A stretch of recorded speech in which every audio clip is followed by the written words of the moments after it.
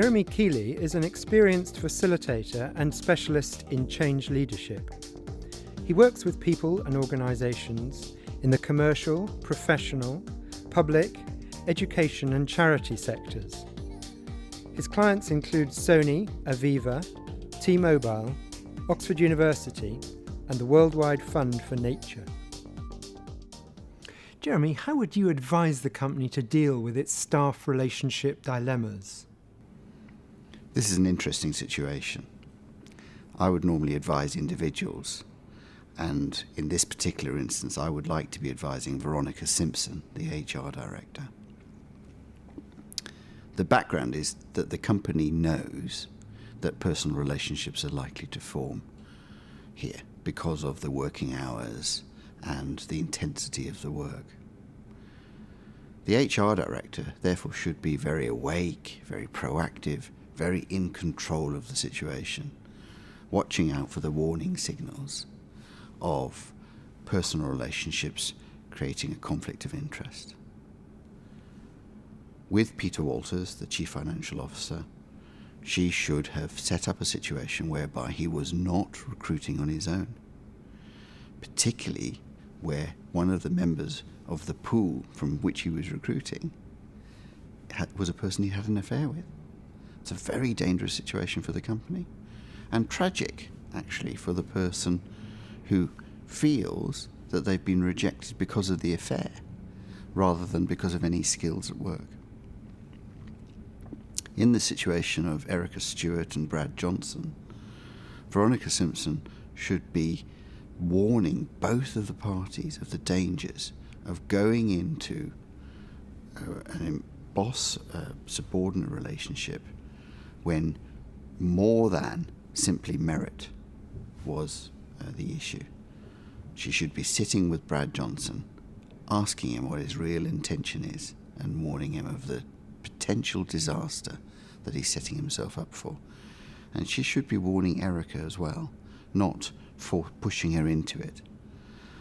In addition, because Erica's come to see her, the company is exposed, because Erica can always come back later and say she told the HR director about this situation.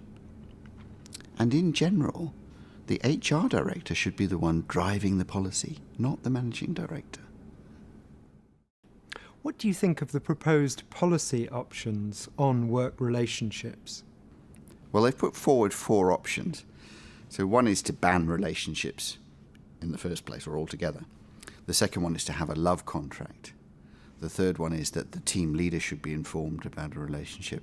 And the fourth one is to do nothing. So the first option, it feels to me very unfair, very unrealistic, and probably won't work. It's most likely to drive these relationships underground rather than to stop them, which would be more dangerous. And a lot of relationships are formed at work, a lot of personal relationships in life. This company has demonstrated that it is more likely. So it seems very, very unfair. The second option, a love contract, on the other hand, feels quite invasive to me. It's about a personal relationship between two people. And who is the company to decide what that contract should look like? And it has a soft feeling to it. It doesn't feel firm or useful. The third option has the basis of a good policy to me. People should be transparent about their relationships, particularly where there's a conflict of interest. And people should be able to talk about that relationship freely, and other people in the organisation should be able to talk about the impact that it has on them. People in relationship or potentially in relationship with each other should be informed about the difficulties that are likely to arise because of that relationship.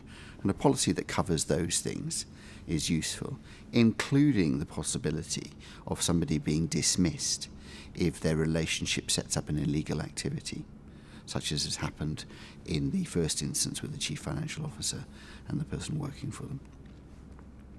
The fourth option about doing nothing is a very dangerous option. We've already got 3 examples here where some serious implications for the company could arise. They're potentially going to be sued by somebody because she feels unfairly treated. There's another situation brewing where the HR director's been warned of a potential relationship issue, and so that could make them put them even more dangerous situation or more exposed. And another situation where team members are very unhappy with their colleagues' relationship. So doing nothing is not an option. But what's typical of this organisation here is that the HR director has been doing nothing, and really it is her that should be driving this policy, not the chief executive. Do you know of other solutions that companies have found to this problem? Yes. Actually, I'm finding the whole topic really intriguing, and I've done a lot of research into it recently. Public sector or governmental bodies tend to be very rigid. They have very firmly written policies, very clearly laid out, quite strictly laid out about personal relationships at work. They are allowed, but if there is any situation of a conflict of interest, people are likely to be moved and they could possibly be dismissed. In the private sector, it feels much more varied. And very interestingly, some companies have no policy at all.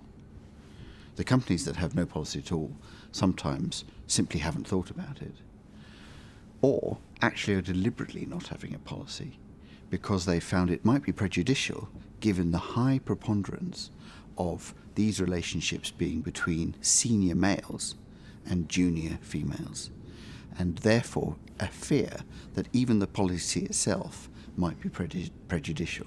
It's very interesting. Within the other companies that have no policies, a lot of the policies are by word of mouth. People still get dismissed, people still get moved, but that isn't firmly written down anywhere. It happens through the informal procedures in the company.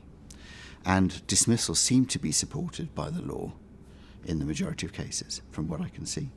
By the way, there's a lot of help as well on the internet now, which I was quite intrigued by. A lot of advice on policies, which feels very straightforward from some of the policies that I've seen.